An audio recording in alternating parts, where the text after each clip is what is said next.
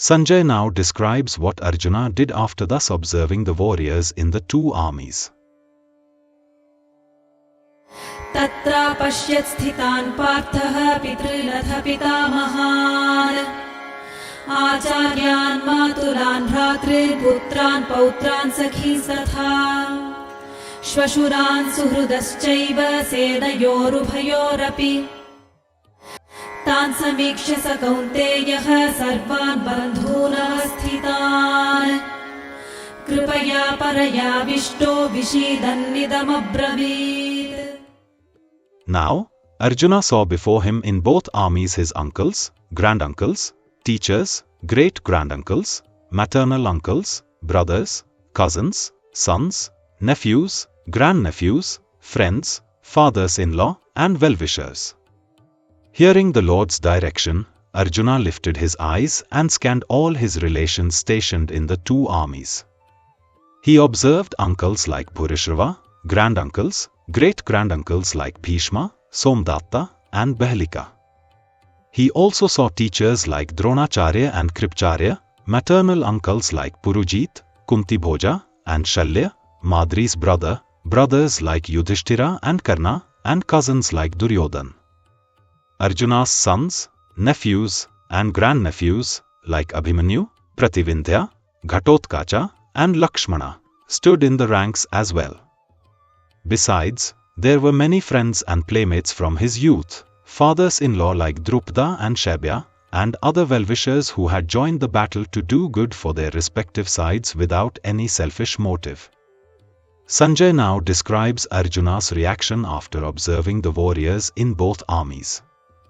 Seeing all those relations present there, Arjuna was overcome with deep compassion and uttered words of sadness. The preceding verses mentioned Arjuna's uncles, granduncles, and other relations standing in both armies. However, there were other relations like his wife's brothers, Dhrishtadyumna, Shikhandi, and Surtha, and his sister's husbands like Jayadratha, and others related to him in various ways. Sanjay refers to all of them when he says, all relations present there. Seeing all his near and dear ones arrayed for battle, Arjuna felt a deep compassion, a sentiment contrary to the mindset of a warrior. This compassion was born out of excessive attachment and tenderness, leading to a moment of internal conflict.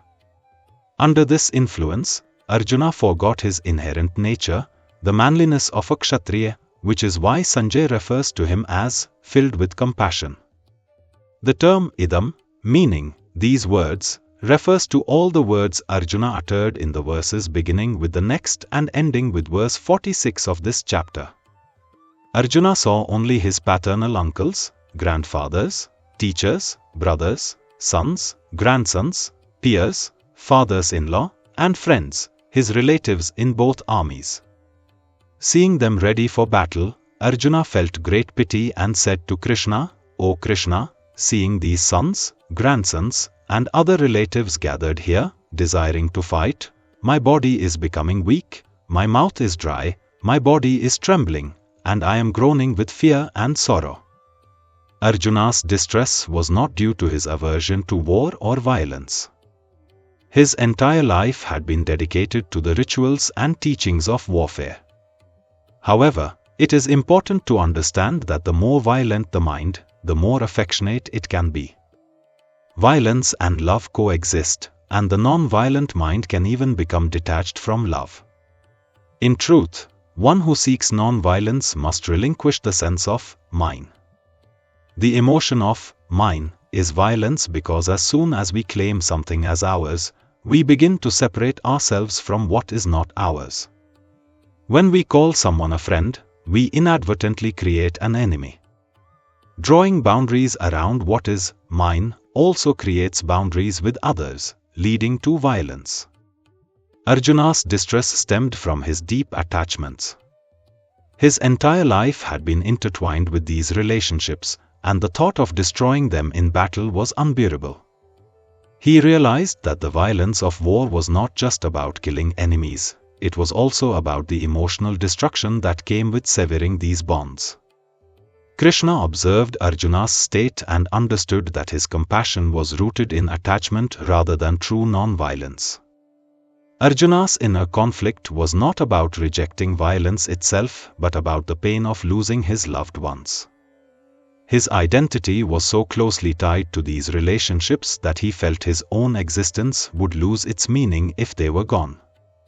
Arjuna's sadness was not a result of a newfound aversion to war or violence. It was the deep attachment to his loved ones that made him hesitate. If those standing before him had been strangers, he would not have faltered. But seeing his own people, the people he cared about, made him question the very foundation of his life as a warrior. Krishna then began to guide Arjuna towards a deeper understanding of duty and detachment. He helped Arjuna see beyond his attachments and recognize the importance of fulfilling his responsibilities as a warrior, without being swayed by personal emotions.